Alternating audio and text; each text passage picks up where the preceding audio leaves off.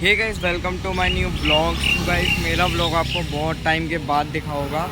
तो अभी हम फ़िलहाल आए हैं, अपना ये पीछे है क्या बोलते हैं, आज है 16 जुलाई और अभी हम फ़िलहाल आए हैं प्रगति मैदान में।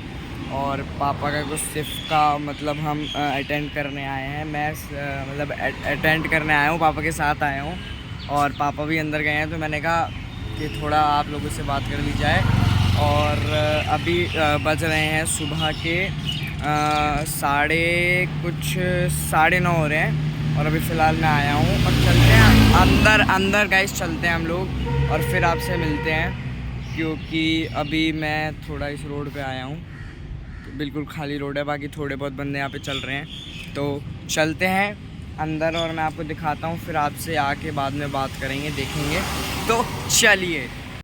और हाँ गाइस, हमें अंदर बहुत ज़्यादा जाके हमें CAW सेल की, वुमेन सेल की बहुत सारी नॉलेज मिलेगी। तो चलते हैं, अपना अंदर चलते हैं, हमें सारी नॉलेज मिलेगी। आज एक थिएटर है, उस थिएटर के अंदर प्रोग्राम भी है और उस प्रोग्राम में मैं भी हूँ और वहाँ पे मेरा भी रोल है। तो चलते हैं अभी फ़िलहाल।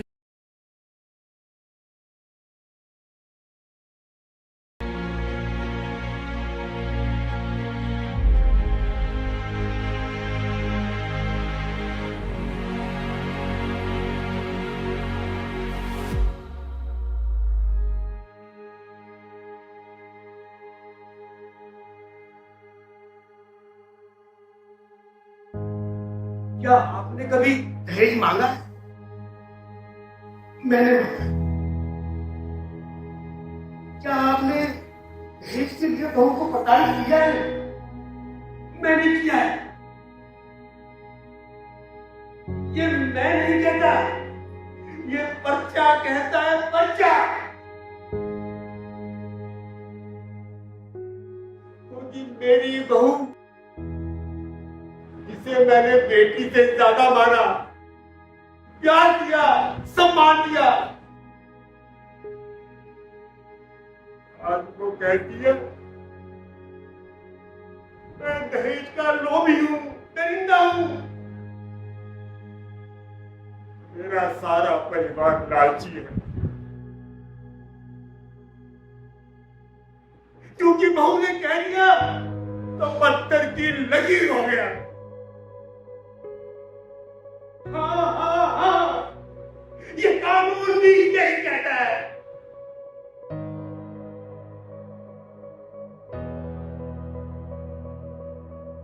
सारे रिश्तेदार, दोस्त, अड़ोस पड़ोस वाले भी हम इनको गलत मानते हैं, हम इनको अपराधी मानते हैं।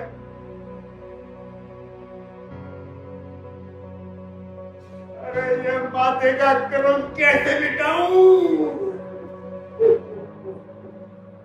कैसे मिटाऊं? है क्या आपके पास कोई वॉशिंग पाउडर या कोई ऐसी चीज जिससे मैं इस कलम को मिटा दूं?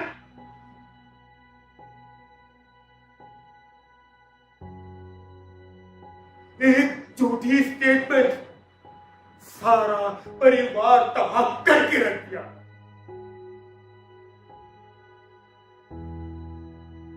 आप लोग सोचते होंगे ये कौन है? अरे मैं वो बदनसीब बाप हूं जिसने अपना बेटा खोया है। हाँ हाँ हाँ, मैंने अपना बेटा खोया है।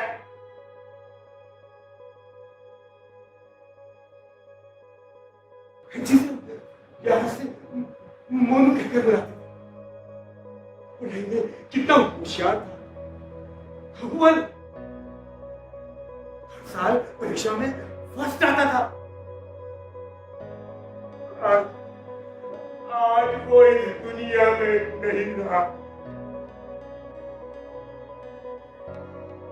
उसकी माँ अधमरी से बेहोश पड़ी हुई है। इस इंतजार में कि मोनू आएगा। आज खाने में क्या बनाया? अरे क्या जवाब दूं उसे कि झूठे केसों के चलते पुलिस की कर दी। अरे क्या जवाब दूं कि वो इस काले कानून 498A के तहत बरी चढ़ गया है। क्या बोलूं?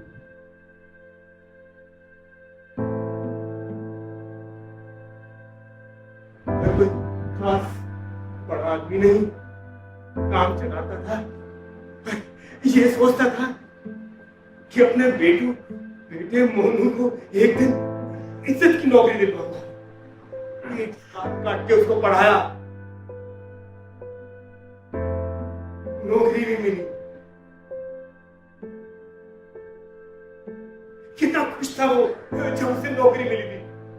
अरे मेरे पास आया था कि पापा मुझे नौकरी मिल गई है,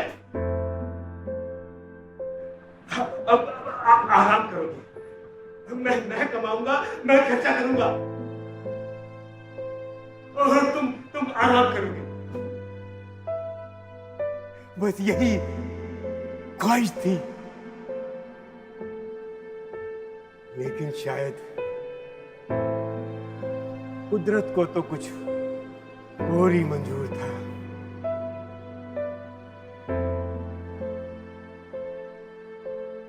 बस एक ही इच्छा थी कि इसकी शादी हो जाए, बहू आए, घर में पोता पोती खेले, बस। मुझे याद है वो नेहा के माता पिता आए थे। हाँ, वो यही इधर ही सोफे पर बैठे थे। हाँ, मैंने तो वही साफ हाथ जोड़कर कह दिया था, भाई देखो हमें बेटी चाहिए, बहू नहीं, और दहेज में हम बिल्कुल विश्वास नहीं रखते। हालांकि उसके फादर ने कहा हमारे भी अरमान है, पर मोनू ने साफ कह दिया कि मैं कमाता हूं, सक्षम हूं, हम साधारण शादी करेंगे, बिल्कुल दहेज नहीं लेंगे,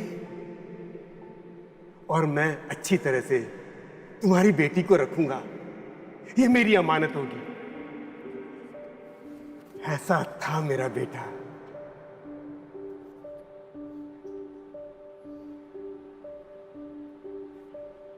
शादी हुई साधारण तरीके से।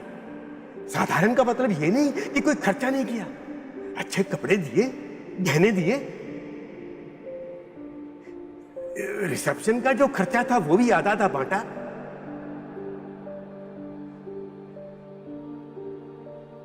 घर में बहू आई, सब खुशियां ही खुशियां थी। ऐसा लगता था बस ये परिवार ऐसे ही हंसता खेलता रहे।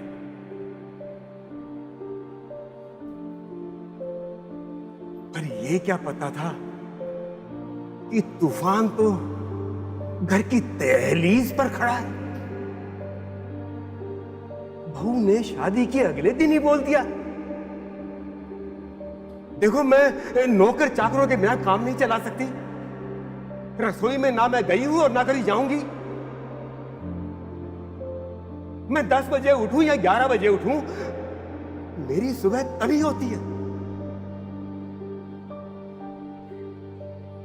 मोनू तो बेचारा हक्का बक्का रह गया, और उसकी मां ने समझाया, बेटा लड़की दूसरे घर से आई है, थोड़ा एडजस्टमेंट में टाइम लगता है, इंतजार करो। मगर ये क्या, हालात तो दिन ब दिन बदतर से बदतर होते जा रहे थे। मोनू का खाने पीने में बिल्कुल भी इंटरेस्ट नहीं रहा था, पतला हो गया था। मुस्कान तो जैसे उसके चेहरे से गायब ही हो गई थी। समझ ही नहीं आता था। मोनू उसका ख्याल रखता था, उसको हर बार तोहफे लाकर देता था। कई बार वो घूमने भी गए, मसूरी, शिमला और आसपास के कई हिल स्टेशन पर।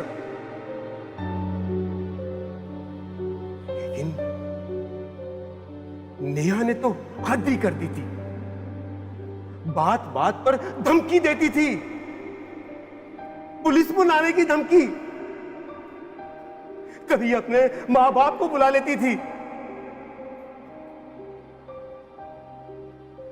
ना जाने कैसे कैसे ताने वो दिया करते थे। अब पता नहीं, मुझे और मेरी पत्नी यानी मोनू की मां को तो वो सीधी आंख कभी सुहाते ही नहीं थे।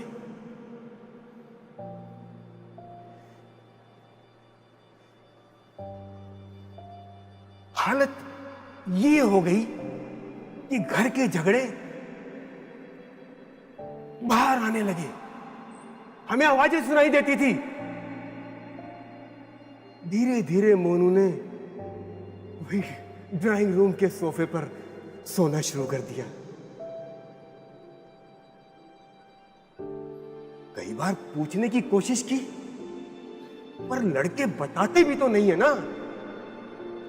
उन्हें हमेशा लगता है, अरे भाई ये समस्या मैं खुद सॉल्व कर लूंगा।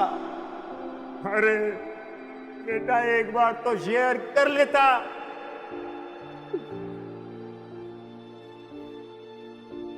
एक दिन हम मंदिर गए थे।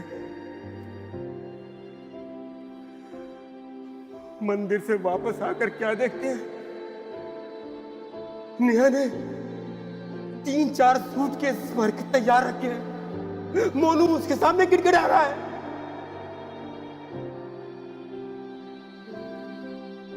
उसने मोनू की एक ना सुनी, कैब बुलाई और सारा सामान लेकर चली गई। मोनू तो बस रो ही रहा था।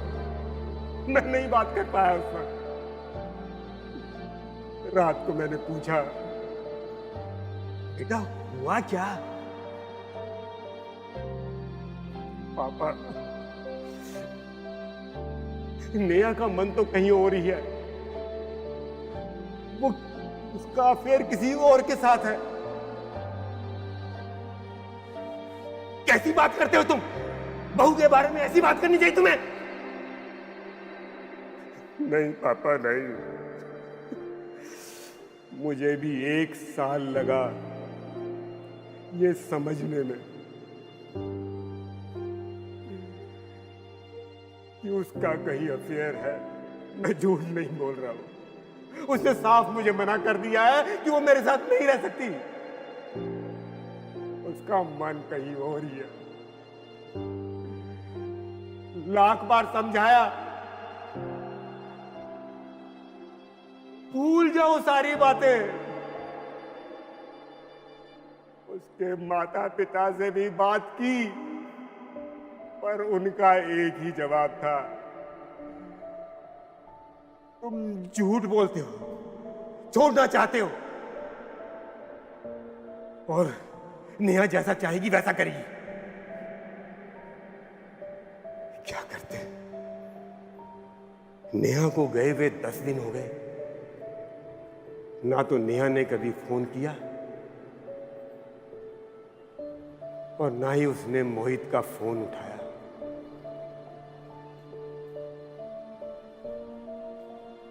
एक दिन सुबह सुबह घंटी बजी। मुझे लगा अखबार वाला आया होगा, लेकिन ये क्या? सामने तो पुलिस खड़ी थी। मैं देखकर हक्का बक्का रह गया। लगता है आप गलत जगह आ गए। मोहित का घर यही है? घर तो यही है। पुलिस की जीप देखकर आस पड़ोस के लोग,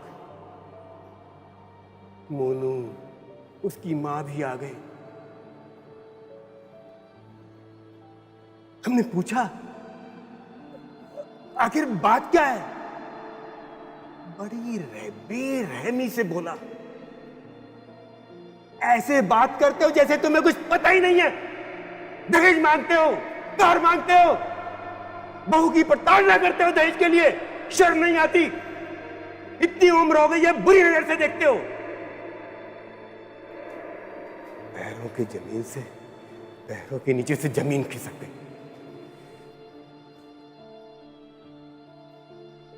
जिंदगी भर की कमाई हुई इज्जत सरेआम नीलाम हो रही थी। उसने जीप में बैठाया, हमें थाने ले गए और वहां शुरू हुआ इल्जामों का सिलसिला जो हमने कभी सोचा भी ना था।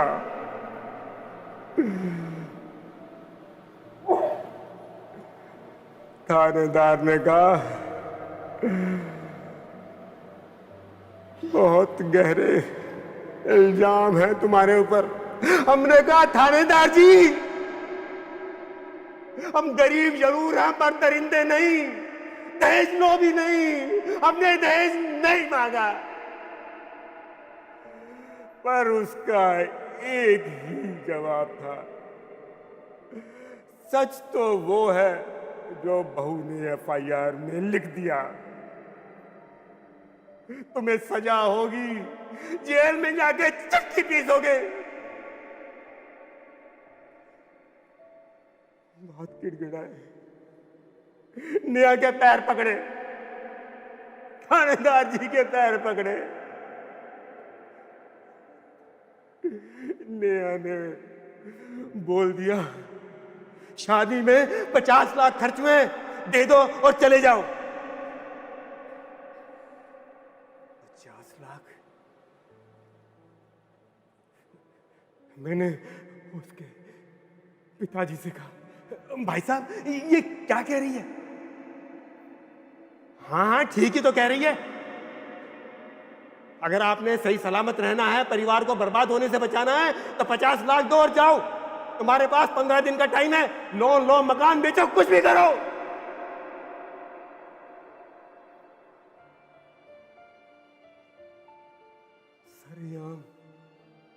सरेआम जलील किया। वापस आ गए।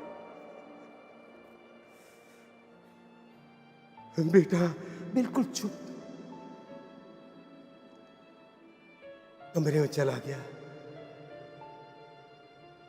मैं भी सोचते सोचते कब नींद आई मुझे नहीं पता। सवेरे उठा, अखबार देखा,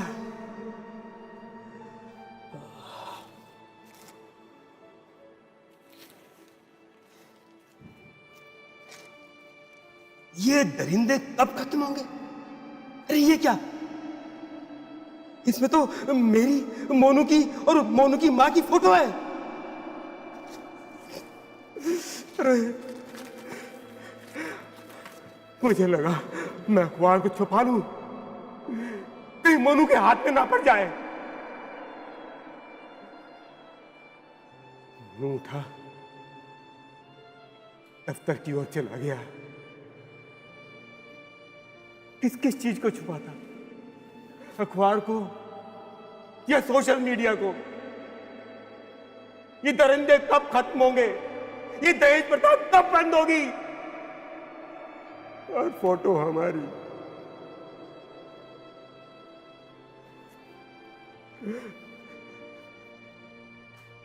ऑफिस में गया, किसी ने भी उससे बात नहीं की।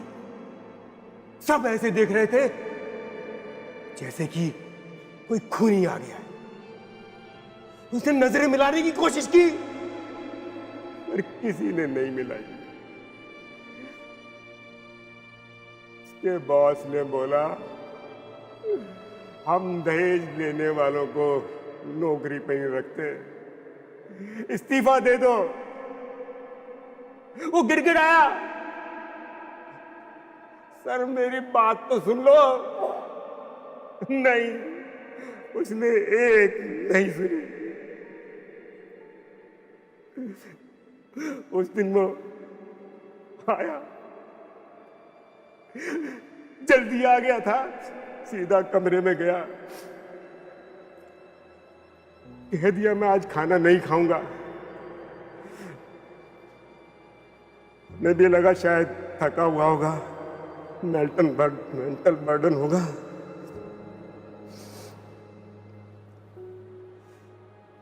मैं भी सोचता रहा सारी रात, 50 लाख कैसे करेंगे, लोन लूं, मकान गिरवी कर रखूं या बेचूं। सवेरा हो गया। अरे मोनू, अरे आ जाओ चाय पियेंगे। अरे आ तो सही, अरे मोनू आ तो सही, दरवाजा खोल, दरवाजा खोल, दरवाजा बंद क्यों है? मोनू की मां भी आ गई। पड़ोस के शर्मा जी को बुलाया। उन्होंने कहा पुलिस को बुला लो। वही थानेदार जो प्रताड़ित कर रहा था वो आया, दरवाजा खोला, लेकिन ये क्या, वो तो पंखे से लटका हुआ था। इस पंखे से गर्दन ऊपर, आंखें खुली।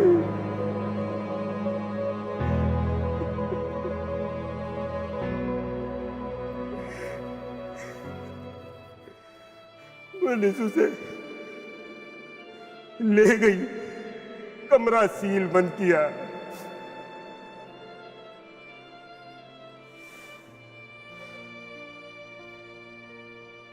आज मेरे बेटे की 13वीं है।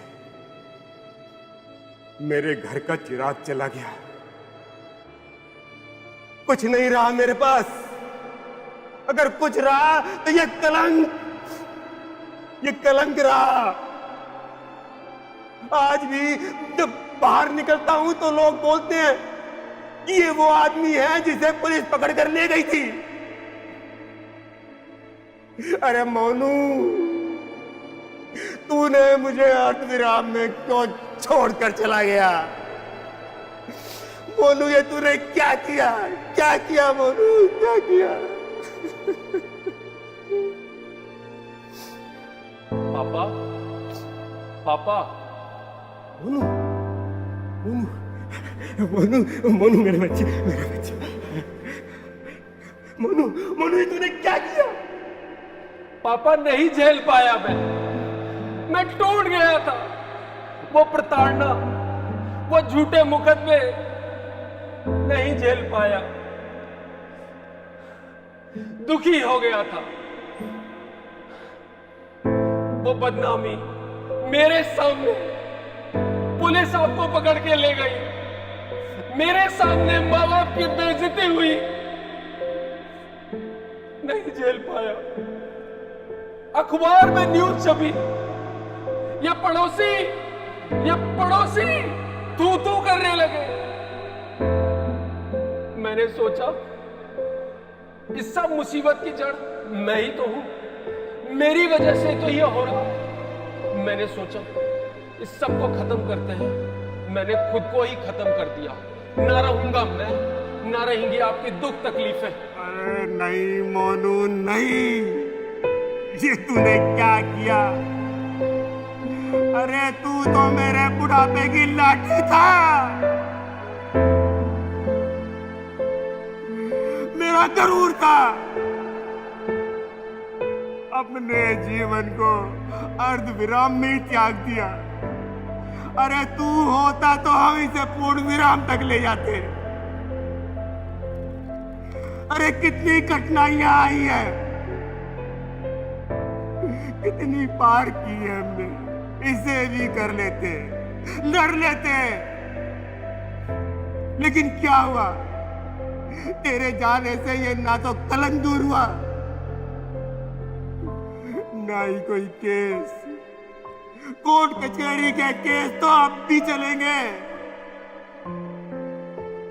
बल्कि दुनिया ये कहती है अरे तू गलत था तभी तो आत्महत्या की। पापा ये क्यों हुआ? ये क्यों ऐसे कानून है? क्यों ये हमारा समाज समझता नहीं है? क्यों ये समाज हमें पहले दोषी मानता है? क्यों क्यों? बेटा, कानून तो पक्षपाती है, लेकिन गलती समाज की भी है, क्योंकि ये समाज पुरुष को एकदम दोषी मान लेता है, उसकी बात बगैर सुने। उसको हमेशा यही लगता है कि पुरुष ही गलत है। बेटा, मैं जानता हूं ये खुदकुशी के लिए तू जिम्मेदार नहीं है।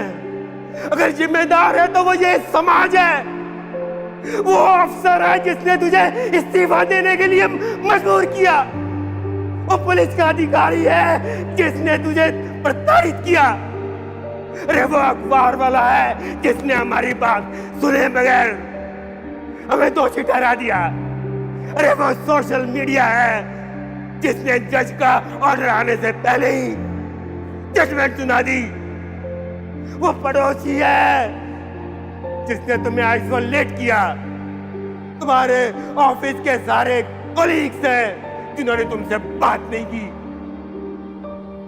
तुम्हारे रिश्तेदार हैं। अरे मैं इस समाज से बोलता हूं,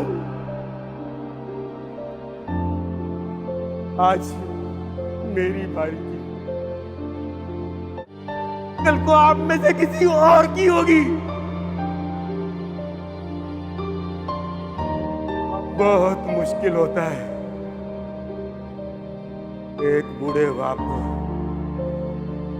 जवान बेटे का जनाजा उठाना। और अगर विश्वास नहीं आता ना तो जाके पूछो उससे, उस बाप से जिसने अपना बेटा खोया है।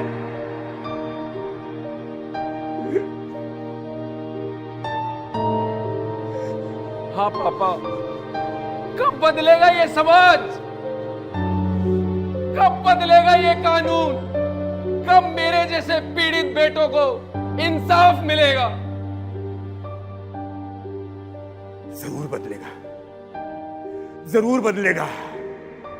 जब बदलेगा ये समाज और बदलेगा ये कानून, और तब हम जैसों को मिलेगा इंसाफ, हम जैसों को मिलेगा इंसाफ, हम जैसों को मिलेगा इंसाफ। करते करते यहाँ घिस गई हड्डियाँ, बहनों की शादी और बनाया मकान है, घर वाले खुश नहीं फिर भी हमसे तुम कहते हो लड़कों की जिंदगी आसान है। कहेंगे बता हमने लिया ही क्या है, बच्चे बाप से कहेंगे तूने दिया ही क्या है। इतना सुनकर भी चुप रहना है क्योंकि शुरू से ही हमको सिखाया सहना है। हमें बस फैमिली का फ्यूचर बनाना है, छुट्टी नहीं लेते क्योंकि घर चलाना है। मर जाना चाहे पर टूट नहीं सकते, मना हमें आंसुओं को खुलकर बहाना है। ऑफिस में करते हैं टारगेट अचीव, प्रमोशन के नाम पे बस तालियां ही मिलती हैं। अपने सैक्रिफाइस करके घर संभाले, आखिरी में हमको बस गालियां ही मिलती हैं। कमजोर नहीं पड़ना, तू लड़का है रो मत, शुरू से ही बड़ों के मुंह से ये सुना है। माँ कसम हमें कभी समझाना जाएगा, मुझे लगता है आदमी होना ही ये गुनाह है। चुप रहकर सब सहते जाओ, कुछ बोला तो कहेंगे तुझ में खोट है। पैसा कमाओ पैसा भाइयों, इज्जत तभी मिलेगी जब जेबों में नोट है।